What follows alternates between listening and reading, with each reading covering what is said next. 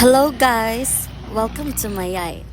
Today, we will visit the Iligan City Public Library located at Barangay Mahayahay right besides Iligan City National High School. Tara, check this out. This is a fantastic two-story building filled with tons of books.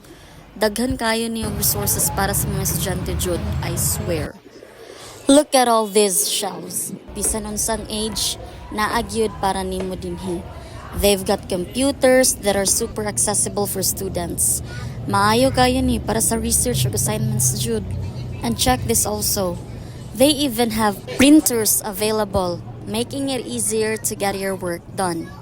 This space is designed for studying with plenty of tables and chairs. Perfect ni nga lugar para magtuon jud.